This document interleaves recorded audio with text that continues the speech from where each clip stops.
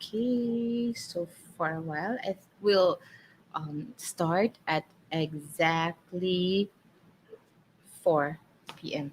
Okay, so 1 minute to go. How are you? Hope everyone is doing well. Happy Friday. Okay, so hope everyone's doing fine. Who are here? Let me see. Okay, okay, you can just type in the comment box so I would know. So hi Josephine, I know you're there. Okay, so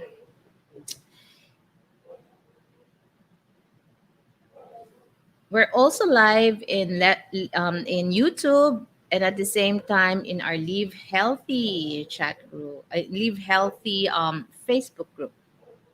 Okay, so again, good afternoon, everyone. Hope hope others would be coming. The topic this afternoon is very interesting, and this is really based on many years of experience. I'm just checking. This is my first time to use this. Okay, let me check if I am really on live right now.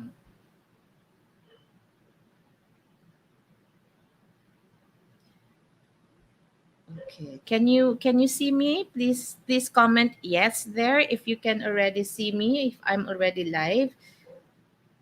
Okay. Um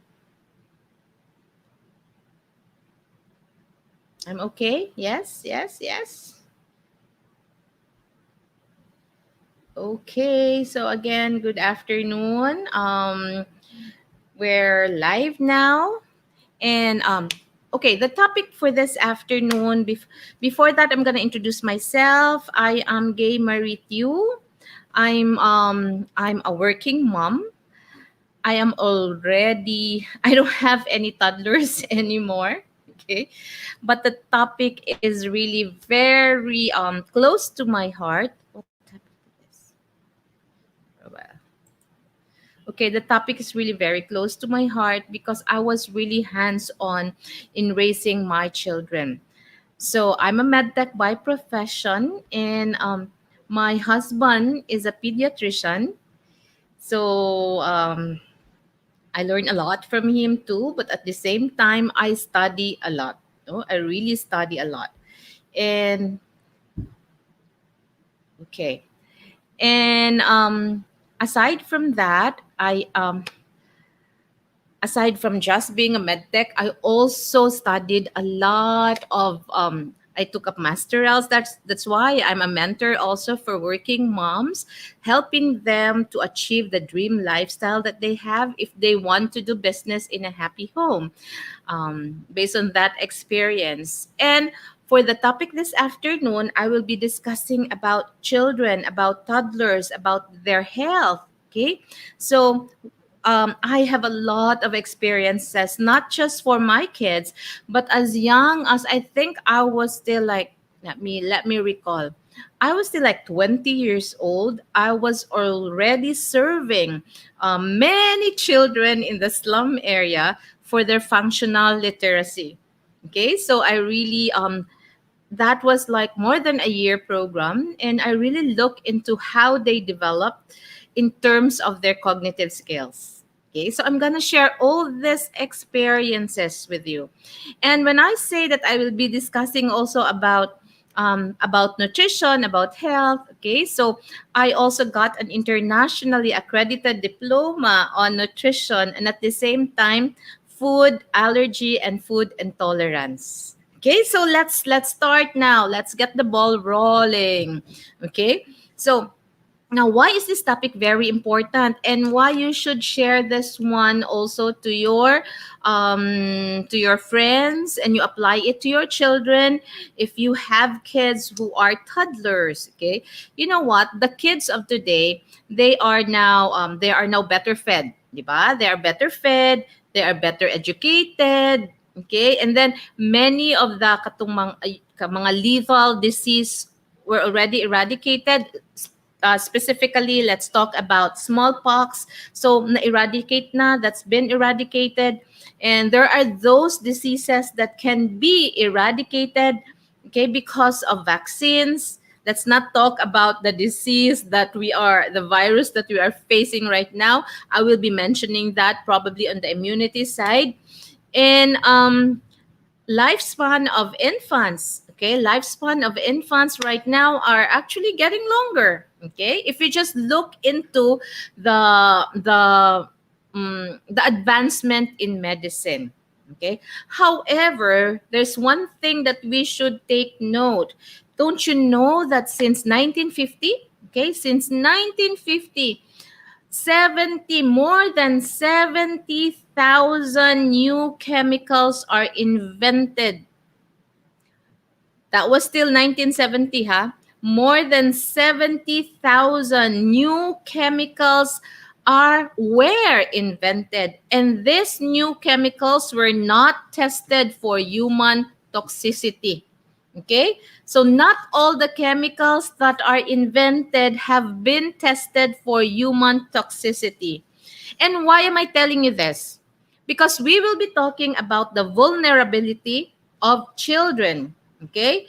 Why are children more prone to illnesses? Okay, number one reason, especially if we talk about the chemicals, the pollutants, children are they are more risk compared to adults. Okay? So number one reason why children are more at risk compared to adults. By the way, if you know of someone who might get value of what I'm going to discuss this afternoon, okay, you tag them in the comment box so they can catch up. I promise you, the topic this afternoon is really very interesting and it's very helpful, especially for moms out there. So why are children more vulnerable, okay, to this many toxic ways or toxicants we call that? Number one, because children, they absorb a greater portion of these toxic substances in their intestinal lining and in their lungs. What do I mean by that? So when there is a toxic substance, for example, let's take for example lead. Lead is a toxic substance, no? That's why the pencils now, hopefully all the pencils, we just don't know those which are not branded. Hopefully all the pencils right now are lead free. So let's take for example lead. Now, if a certain amount of lead will be ingested, the adult may ingest 1/10 of that, only 1/10 of that particular amount of lead. However, the same amount of lead that a child will absorb at least one half of that. So that is what I meant, that children absorb greater proportion of these toxic chemicals compared to adults. Okay, that's why they are more vulnerable. And be careful if the pencils that your children are using, you don't know the brand, and there's a tendency, this is a pencil out here, okay, I don't know this, I don't know the brand, okay, then there's a tendency kids will bite it. Okay, what if it is not the lead free kind? Okay. And another reason why children are more vulnerable, because they indulge more hand to mouth. No, so most children, unlike adults, we don't put some adults do, but compared to children, no, children put their hands more often in their mouth compared to adults. Okay, they either thumbs up or they just put their hands on their mouth, especially when they are scared. So that's why there's a tendency, if they held something that has chemicals or has toxic waste on it, they will ingest the toxic waste.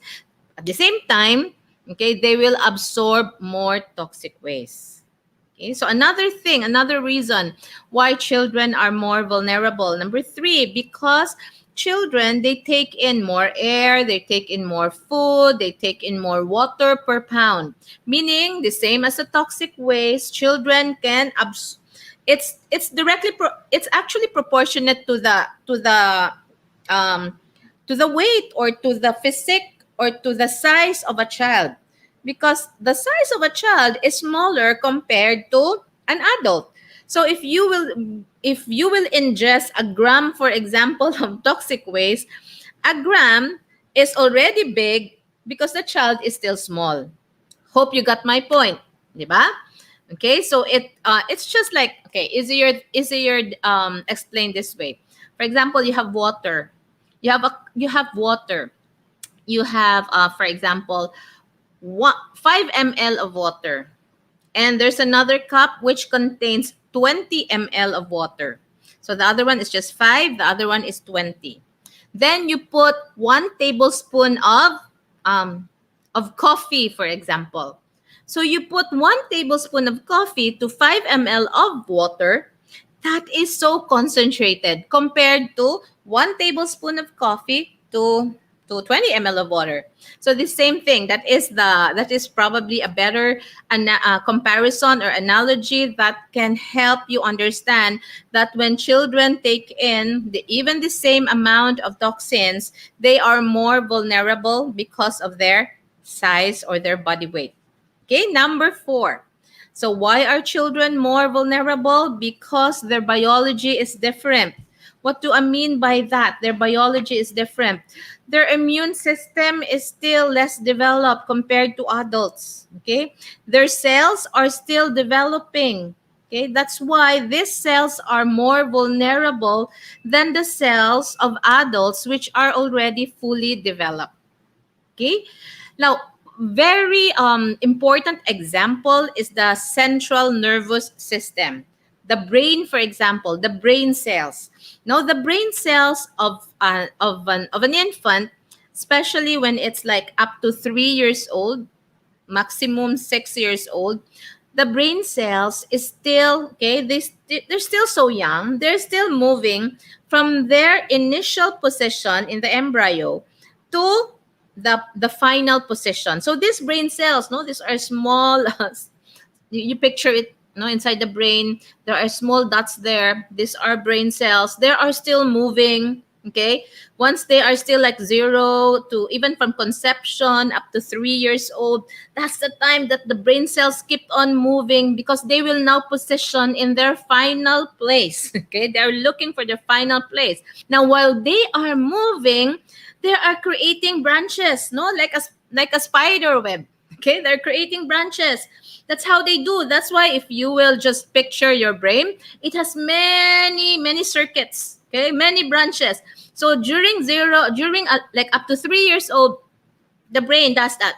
Okay, okay, it makes web connecting fiber. The more that it can make, the more intelligent the baby could be. That's why it needs a lot of nutrition during the time. However, the thing is, even just a very small dose of neurotoxins, even just a very little dose of that toxin, it will alter the development of the brain. Okay? That's why children are so vulnerable. That's why we need to really discuss on this, and then you share this one to your um, okay, to your friends, or if you have children, you have to apply this. Now let me discuss first the common illnesses or the common child health issues. Okay. Hi, Mary Joy. Good afternoon. Okay. Okay. So, what are the common illnesses, no, sa mga small kids, for the small kids? Number 1, allergies. Okay, allergies. Allergies, they happen when when the immune system, it will react to the substances that are present in the environment. It may be harmless to most people, but it may be your child may react to it. So these are one of the common allergies, like allergy to some ingredient on the food that they eat, insect bites, dust mites, some animals, or pollen. Okay, so that is that is one thing that's common, allergies. Okay. And then asthma. So asthma, before, when you say asthma, it's like it's hereditary. Okay, but can you have you observed now that almost all households, someone has asthma. Okay, so this asthma is one of the common child health issue. Okay, so how do you know that it's asthma? So some children, they will feel, you can hear the wheezing sound. It's like there's whistle when they breathe, or they have shortness of breath. Okay, or they have shortness, or they have dry cough after physical activity, or even when they are resting, or when they ate something that caused them to have that allergy, which would lead to asthma. And then they will feel itchiness. But the sad thing is that, especially if these are small kids, they will not tell you. Okay, they will not tell you. So you have to be very careful to identify what may cause these allergies, what may cause this asthma, because that is not something that you should neglect. Okay, so if your child has asthma, then if you need to see your doctor, your pediatrician, then you have to do it. Okay, then the next common illness, the colds. Okay, colds. So children can get colds as often as once a month. This is normal in children. But stay here. I will be discussing like how my children, praise God, starting with my second son. Okay, he had asthma, but okay, but I was able to find a solution. Okay, but let's go back to this common health issues. Let's go back to colds. So most children, they get colds at least once a month. Okay, so the best treatment, usually, at home, you just increase the fluids, then let them rest, give them the proper nutrition. Okay, now when that colds, okay, it's not, you don't give antibiotics right away. Okay, that's not yet infected. So if you're really worried why your child have colds, now I know you'll be very worried if it will happen this time. Okay, this time, because of what's going on. But bear in mind that usually, children have these colds at least once a month. But I will tell you, okay, so that you will not be paranoid, you will not be scared. Na, that when your son or when your child will have colds, I will tell you how to boost the immune system. Okay, and then there's another common, the conjunctivitis. Okay, what is conjunctivitis in Bisaya? Who can write there? What's conjunctivitis in Bisaya? Okay, conjunctivitis. Anyone knows? Conjunctivitis. Okay, let me be the one to tell you. It's buinggit. Okay, buinggit. That's conjunctivitis, no?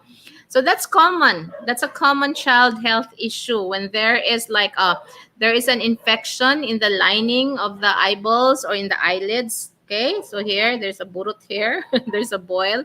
That's conjunctivitis. Okay, so like it's red, it's bluff, um it may cause sore eyes too. Okay, so it may be due to bacteria or virus. Okay, and when conjunctivitis is caused by bacteria or virus, it can be infectious. Okay, it can contaminate the other eye. However, if the conjunctivitis or probably redness of your eyes is caused by, just allergy, and it is not contagious. Okay, so another health issue for that is common is food intolerance. So this is one of the diploma I also got. I got a diploma in food allergy and food intolerance. So food allergy and food intolerance, they are different. Okay, when you say food allergy, that is the reaction of the body, because the reaction of the body's immune system. When you say food intolerance, there is some ingredient in a certain food, or there is a certain fruit or certain vegetable, okay, whatever food it is, that your body would react, okay, once you eat it. But it is not allergy. Usually, you can tell whether it's an allergy and intolerance, okay, because allergy is it's scary, okay. What? Because if allergy would it's if it is just rashes or itchiness, then it's not so scary. But if it affects already your breathing, okay, allergy is not good. So how would you differentiate whether it's food intolerance or it is just allergy? Okay, so allergy, the reaction goes right there and then, like minutes after you have ingested the allergen, the reaction, the symptoms will appear. But when you say food intolerance, you have eaten something that your body would react to, it may not happen right there and then. It may even happen 72 hours after. It is something that you have eaten. So that is food intolerance. Okay, so I have another way, but I won't discuss that today, on how to get rid of food intolerance.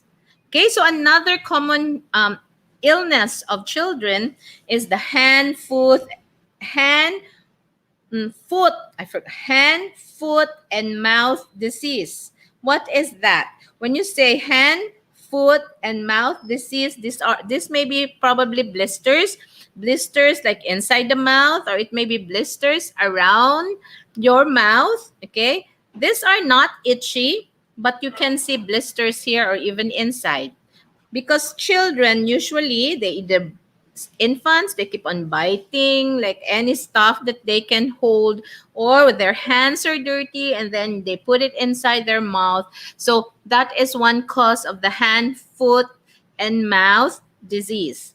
I remembered my second. Okay, my second had he had really like that blisters around his mouth when he was like 2 months, 3 months old. Why? Because he kept on biting his playpen. Okay, he likes to bite different like toys like that, and even the playpen he keeps on biting. So he had that blisters around. Okay, and it was quite difficult because even if my husband already, my husband being a pediatrician, gave us that ointment, and it was steroids already because of the blisters. It did not really give us the effect even after a week or two. So good, I was able to get hold of aloe. So I got hold of the aloe. It's a moisturizing lotion. And then I told the caregiver, okay, to rub it. Anyway, it was pure aloe, to rub it on that area where there was blister every 30 minutes. Rub every 30 minutes. And I told her, stop using the steroids. I didn't tell my husband that I stopped using the steroids, but I stopped it because it was already more than a week and nothing happened, no improvement. So I told the house help to do it. Okay, then after a week, okay, it really improved. Okay, so that's hand, foot, mouth disease. Then another common is the lice. Sa Bisaya, kuto. Okay, that's common. Okay, so children, the insects, they will attach to the children's hair. They lay eggs. Okay, and then so the child will keep on scratching. Okay, so you can remove the lice. But if you're Bisaya, you remove the lice using the sulod or the sud in Cebuano. So it's a comb, and the hair is the hair is wet. Then you comb it.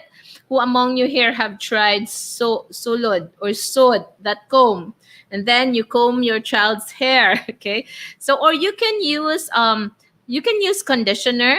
There are those that are designed are really, although it's chemical based, there are those that can kill lice. Okay, sininya, yanin. No, there are those, but you know what? If you just keep the child's scalp, okay, clean, um, it's least likely. Okay, and then the hair well groomed, less likely that they will have the lice.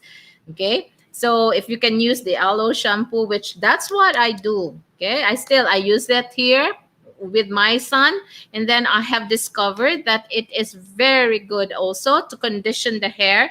And because I knew, okay, I came to know that if, especially if it's the pure aloe, it has natural antibacterial property, natural antifungal, natural what you call this, antiviral. So when you use that and you rub that on the scalp, so the scalp will be clean. And let's look into the lice. Oh, they wouldn't want to stay there because the environment is clean. Okay, that's just the logic that I have. Okay, so another common for children, they have warts. So warts, actually, this is fungal.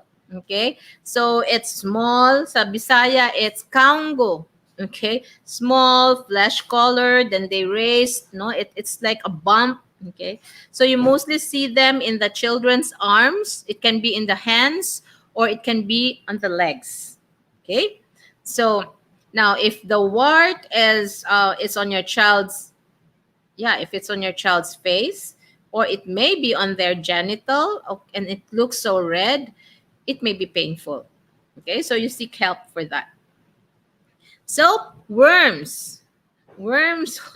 That's why it's a common thing that you should have deworming. Okay, so worms, parasites. Okay, parasites. So I'm a medtech by profession, so I have seen the kind of parasites the inside the body, in humans. Okay, in humans. So magpurga, magkumbantrin ba na, no? That's why we how do you know one manifestation, okay, that the child may have worms is that the child usually is lethargic. Okay, so sometimes lethargic means kanang sleepy, lack of energy. Okay, and others, they have bloated tummy. Okay, so make sure to have, that's not bad if you do the worming. It's not bad. So it will, adults, you also need to do the worming. If you don't feel full, you keep on eating but you don't feel full, maybe your worms are competing with the nutrition that you are getting. Okay, so this many common child illnesses can spread easily because children, they don't mind, they play, they don't even they're not thinking about spreading the disease. But one of the best ways to prevent the spread of this disease is really careful hand washing. So that is one thing that you should train your children, teach them how to do correct hand washing. There are a lot of info videos, okay, talking about how to do correct way to hand wash, because it's very important, especially because of the pandemic. So even before the pandemic, that has already been something that I really tell my children: proper hand washing. This is really something that in school, okay, teachers would also teach that. Okay, correct hand washing. Let them wash their hands before they eat, after going to the toilet, after touching animals, especially if you have pets, or touching dirty things. I know this is common these days because of the pandemic. Okay, we are particular. It's better, huh? Hand wash than just like telling your kids right now to get alcohol. Okay, so good hand washing is still very important. So let's talk about another common illness that children may have is the gastroenteritis. Okay, that this is, when you say gastro, it's tummy. Okay, it's the tummy. So gastroenteritis may be caused by parasites. Okay, parasites. Are you familiar with ascaris? Are you familiar with kigwa? Pinworms, that's kigwa. Those are parasites. Kigwa, you would know that your child has kigwa, has pinworm. It's usually itchy in the evening. So when you see your small child scratching her scratching her butt while sleeping, there's a tendency that there is pinworm. Okay, that's so. And the thing is, when they scratch their butt, they're sleeping, and then sometimes then they hold the blanket. Once they scratch, the danger there, if there are eggs of the pinworm, then they hold the blanket and then they cover their face, and then the eggs of the pinworm will be ingested either through their mouth or they will inhale. Mostly it's the mouth. Okay? Or then you're beside your small kid with kigwa, and then you hug your kid, and then the kigwa would also go to you, the pinworm. Okay? So um as a medtech, we have ways you can actually look in the anal area of the child. You can see there, sometimes you can really see the small, very small white thing. Those are pinworms. Now, but the danger, once you have this parasitic infection that can cause diarrhea or gastroenteritis, it may cause dehydration if it's too much diarrhea already. How would you know? When your baby, especially if your child is still an infant, you would know when there are no more tears when the baby cries because she's dehydrated. Sometimes the eyes here, they are sunken already. It's dark already. Okay? Then the mouth is dry. Those are signs that your baby is already dehydrated, and you have to increase the fluid. Okay? You have to ask for help. And another causes of this is virus. And where can you get this gastroenteritis through caused by virus? Number one, this is one thing because a lot now are going back to swimming, swallowing contaminated water from wells, from swimming pool, from stream. Okay, so always tell your children once they swim in the pool, tell them not to swallow the water. Okay? Not to swallow. That's why see, I have a special son. So I am more comfortable when he swims in the pool, although it's chlorinated, but you don't know if it is well chlorinated. Okay, so I let him wear that it's not here, wear that mask. Okay, it's full face mask, and then there's like it's like a snorkel here, so I know the water will not get in, he will never swallow the water. Okay, so inform. And once your child has diarrhea, um, then as prevention, don't let him swim because he can contaminate the other kids. Another thing that you should take note about your child's health is what you call this, the salmonella. Okay, that's a kind of bacteria, salmonella, which is present in reptiles like turtles, lizards, birds. Okay, lovebirds. So be careful, especially if your child has weak immune system. Refrain from letting your child touch birds or reptiles. I know we don't touch reptiles, but birds, love birds as much as possible. That's why we don't. My husband wouldn't really allow to have love birds in our home if we don't really regularly clean it. That's dangerous. That can cause salmonella infection, which is dangerous. Okay, so there are bacteria which can be transmitted through the dogs, the cats, and this may cause diarrhea. Okay, parasites. So what can cause diarrhea? Parasites. Okay, bacteria, virus also can cause diarrhea. Okay, why are children more vulnerable? Because they usually put their hands on their mouth. And also you parents, every time you change diaper, you don't know if there is already the presence of bacteria, especially if the diaper already stayed long and then you change the diaper. Please wash your hands. Okay, wash your hands, or always be mindful.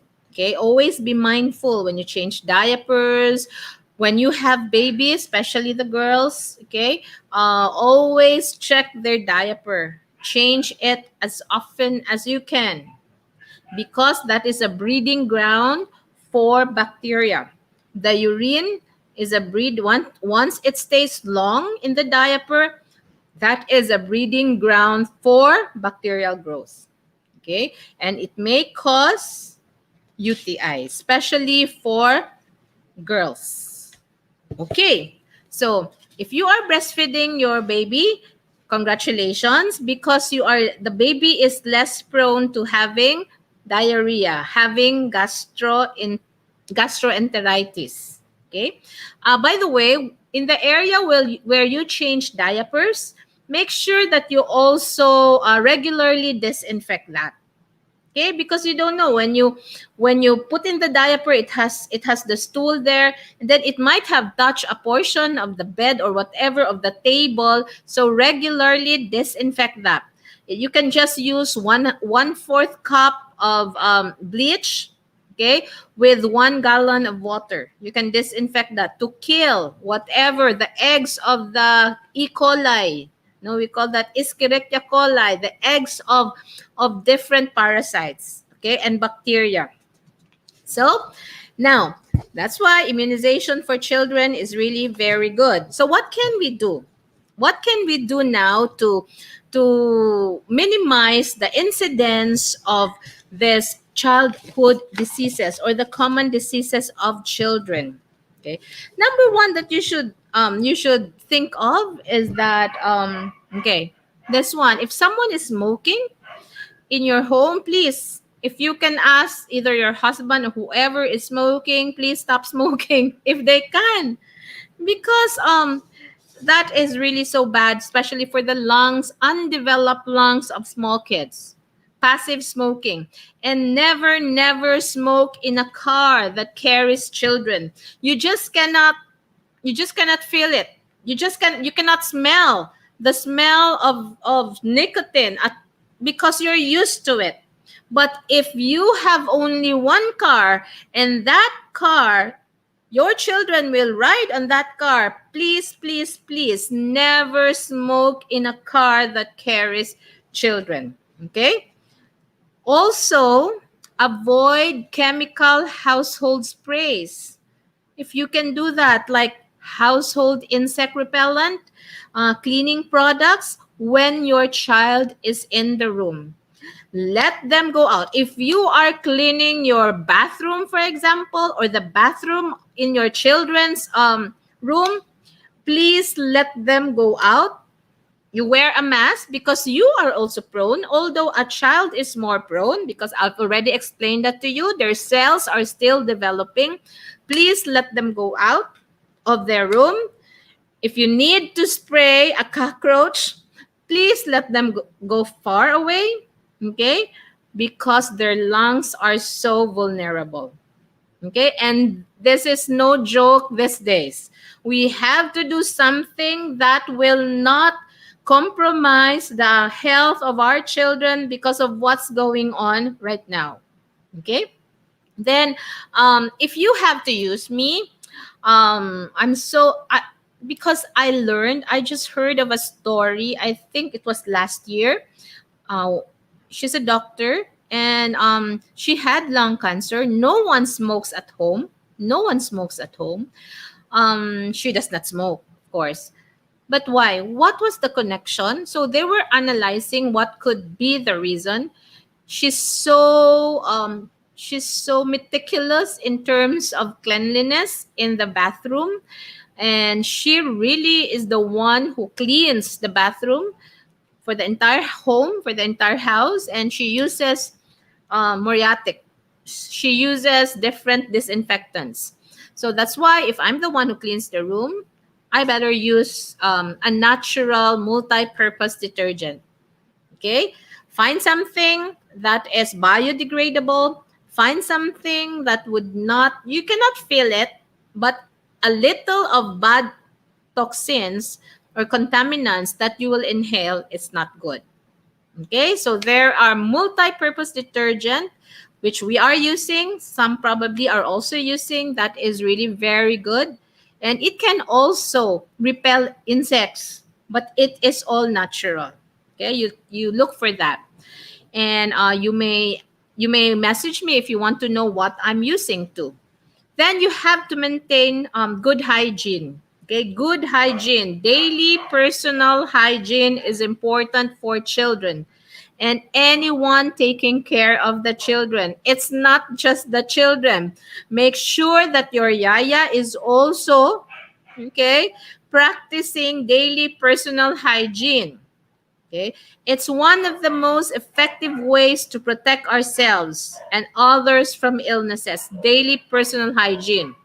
Now, if your child goes out in your garden to play, okay, keep your child safe from the sun.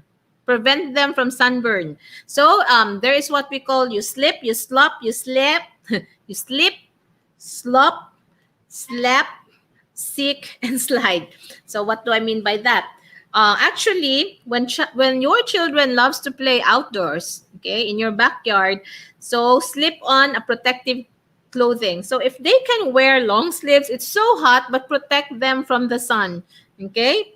Then slop them with sunscreen that is SPF 30, not the too high. Also, it might irritate their skin.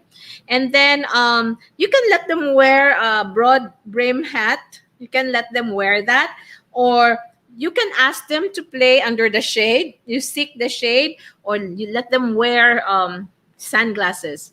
Okay, so they may not, they think it's uncomfortable, but that is one way of protecting them so that they will be their immune system would always be strong, especially if they are playing at night. Oh no, at night in the afternoon when it's so hot. This one, okay, take note of this. You should let your children brush their teeth at least twice a day. At least, if they can brush their teeth after every time, no, after they eat, that's good. But at least twice a day. Okay? Good dental health is very important for your child's general health. Okay? So it's also key when they brush their teeth at least twice a day. It's also key to avoid tooth decay. So brushing your child's teeth twice a day, like morning and night, and make sure that the toothpaste that you are using, okay, is as much as possible. It has, if no fluoride, that's the best. Okay, very low fluoride or no fluoride at all. So choose, it's just use a pea size only, and choose a toothpaste which is chemical free, which is fluoride free, because usually fluoride is added and it's from chemical source. Okay, because these children, some they don't even know how to gargle. Some will be swallowed. So make sure it's chemical free. Look at the toothpaste that you are using for your children right now. If you can check on it right after this, you check at the back. If there is a label saying do not swallow, that means that toothpaste contains chemicals. So once you're done here, you check on the toothpaste that you are using. There's even a kid's toothpaste that I got. And it's for kids. It's really, the name is really for kids. Okay. And then when I check at the back, there was a label, do not swallow. If a child would accidentally swallow, call Poison Control Center. That is designed for kids already. Okay. So hope you if you know of a toothpaste, which I am using, no, if you know of a toothpaste which does not contain fluoride, you use that. I am personally using a toothpaste which is aloe based, and it does not contain fluoride. And this is a very good experience of mine. I brought my special son. So my son is a boy with Down syndrome. So I brought him to the dentist, okay, just for a checkup. And usually, these children with Down syndrome, they have, look at them, they have bad teeth, they have a lot of tooth decay. And so I just brought him for a checkup. But you know what? The dentist really told me, okay, he's a very good dentist here in our city. He really told me, you know what, Gay? This is the first time, because my son is already 15 years old. The first time he went to the dentist. But since like he was like 5 months old, I already massaged his teeth with aloe tooth gel. So 15 years old, first checkup. Okay. And he told me, you know what? Your Shane's teeth is perfect. This is the first time that I have seen a boy 15 years old with no even just a dot of kanang tooth decay. Okay? Nothing. And one reason also is, aside from the tooth gel, one reason is that my son does not eat sweets. Okay? Does not like to eat sweets. And at the same time, he brushes his teeth more than 2 times a day using the aloe tooth gel. Okay? So the last part, okay, of our topic this afternoon would be about the packaging. Okay? So when you look at food, for example, when you buy food, make sure to look at the packaging, because the packaging of food, okay, it's not all about the design. Okay, it's not all about showcasing the product. The packaging of the food contains very important information that would help you develop a good eating habit, or help you develop good eating habits. So be careful of the packaging. Look into it, read it. So what is this all about? There is a nutrition fact. If you can get hold of any food there that you have, there is always a nutrition fact. Okay, at the back. Like for example, I have vitamins here. There is always nutrition fact at the back. Okay. So all food has nutrition fact.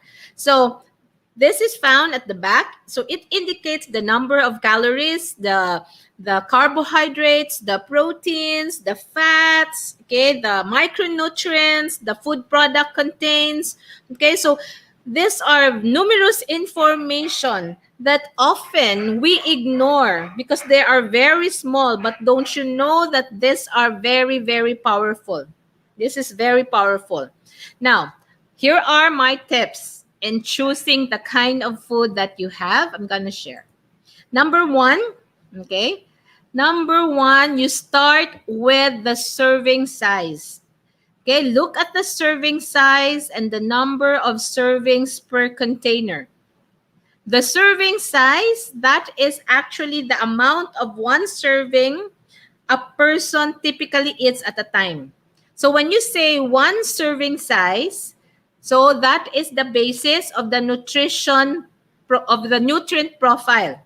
Okay? So if you will eat more than one serving, then you will consume more amount of calories. So if it says there that one serving, the serving size, for example, is 1 cup, and the calories, for example, is 100, so that means that if you eat 2 cups, then you will be getting 200 calories.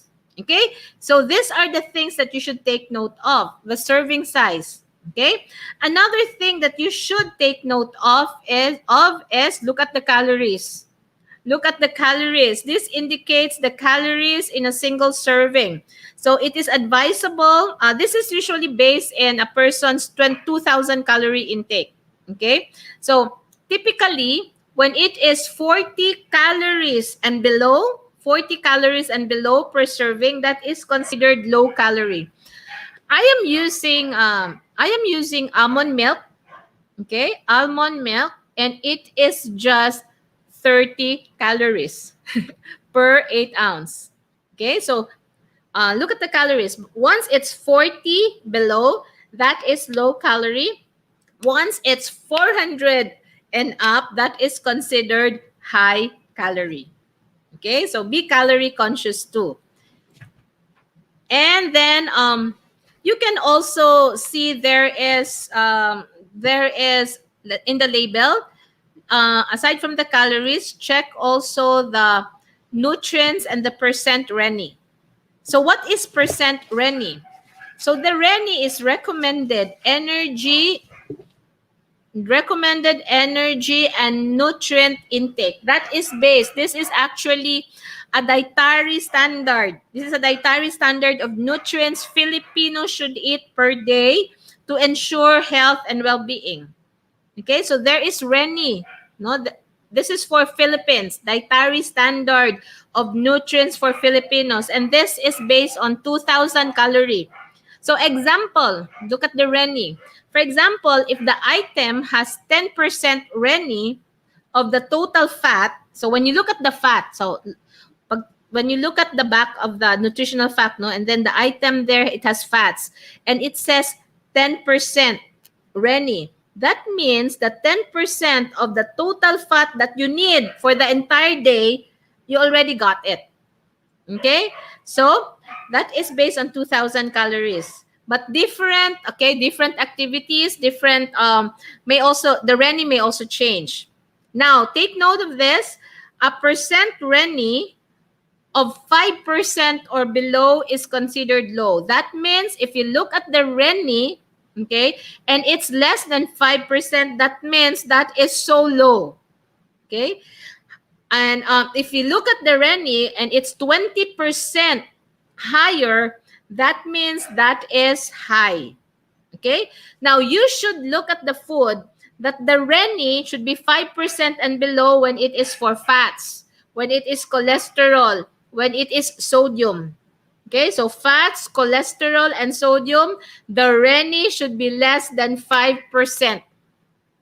But for vitamins, for minerals, for dietary fiber, okay, the Reni should be more than 20%.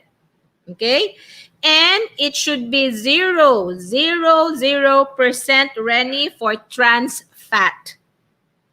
Okay, so if you want to keep your family healthy, be conscious of the Reni. It has to be, again, 5% below for fats, cholesterol, and sodium. And it should be 20% higher for vitamins, minerals, dietary fiber. And it should not contain any trans fat. Okay? And then the last. Okay, check out nutrients. Oh, I already said that. Check out nutrients in the Reni. So that's basically the last that you should take. Now, before I'll wrap this up, okay, I am telling you about this Reni. I am telling you about nutritional food. I am telling you about the common health issues of children.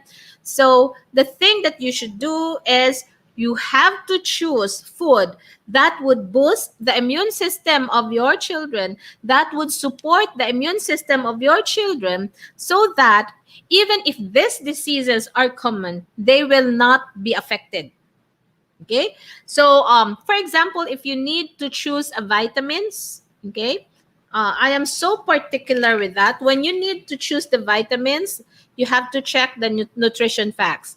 So what I'm using is that I am so happy because, you know, the fats here, it's 0. Okay, the saturated fats is 0, cholesterol, it's 0. Sodium, that is salt. Too much of that is not good. It's 0. So look into the vitamins that you are using. The sodium, which I said should be less than 5 Reni, here it's 0. Okay?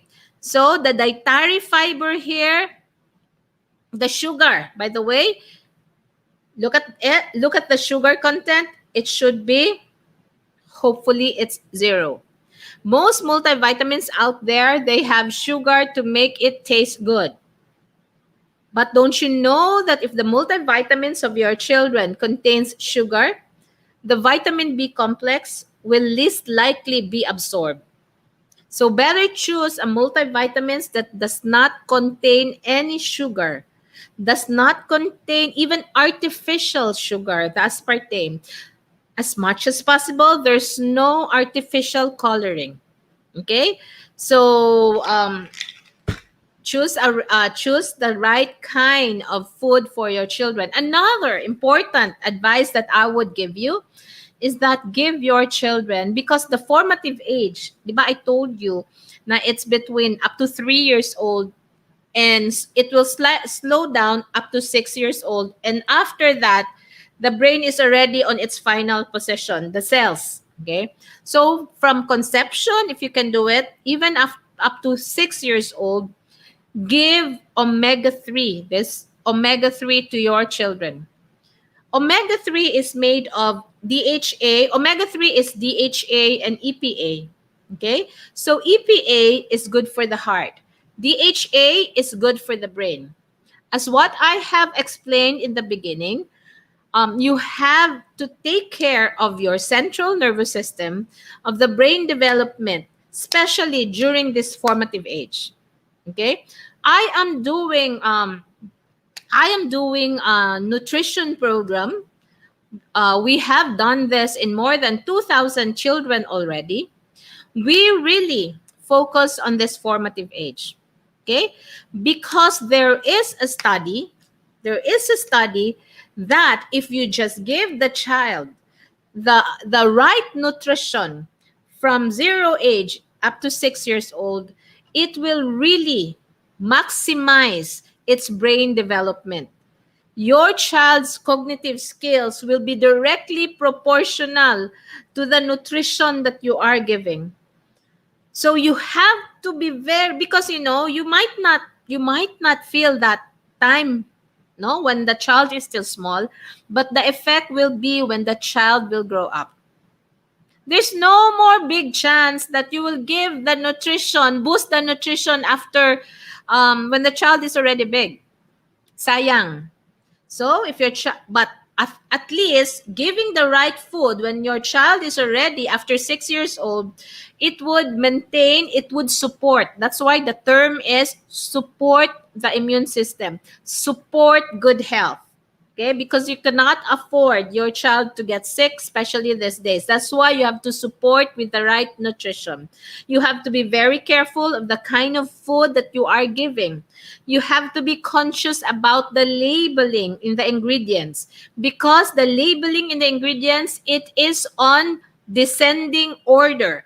What do I mean by descending order? The first that is on the ingredient comprises more than 50% of what's inside. So when you give food to your child and then the number one ingredient is sugar, that means you're just giving toxic sugar to your child. If you're giving multivitamins, for example, to your children, and the number one ingredient is sugar, you better think again. Okay? So make sure always be ingredient conscious. Okay? Always be, because that is in descending order. For example, you want to buy juice. You want to buy cranberry, for example. You go to the grocery, you buy cranberry, you thought you bought cranberry, but when you look now, if you have cranberry inside your ref, look at the number one ingredient. Maybe it's water. Number two, maybe sugar. If you want to buy aloe drink, for example, make sure that the number one ingredient is not just aloe vera. It should be stabilized aloe vera gel. There should be the word stabilized. Okay? So if you go to the grocery and you want to buy an aloe juice, and then you just get an aloe juice, you don't know the ingredients because it is probably in Japanese or Korean, you better search that. The number one ingredient may be water. Number two, sugar. Okay, so be ingredient conscious. Again, I would like to re-emphasize the importance. What food? There are actually 7 food groups that you should give to raise a healthy child. Number one, every day you should give this. No, at least 4 of this every day. It should give a balance. Carbohydrates, balance. Protein, fats. It has to be good fats. Okay, then water, at least 6 to 8 glasses of water every day for children. And then you have to give vitamins, you have to give minerals, and then fiber. These are the 7 food groups that you should give to your child. You should give at least 4 of that every day. And for me, vitamins, these are the micronutrients. Vitamins, minerals, these are so important for our cells to be healthy and for us to support our immune system so that we can actually survive these trying times because of what's going on outside. Okay, so hope I gave value. And if you need to ask what are the best products that we're using at home for our children, you can just message me, or yeah, find something that's natural, from the detergent, from cleaning agents, to dishwashing soap, to laundry soap, to skincare. Okay, if you need to, you have to have a first aid kit at home for your children. Make sure that it is not, you don't just get automatically steroids. That's not good. You just don't use automatically mga antibiotic. Okay, not immediately. So have, as much as possible, shift to the natural. Okay, so organic. So thank you so much for your time, and I hope I have shared, given you value. And if you feel that this would help your friends with kids, you share them the education and the learnings that you have this afternoon. So thank you so much, and see you. I have tomorrow at 4 p.m. It's the first episode of Baby and Me. Okay, so goodbye and God bless you all.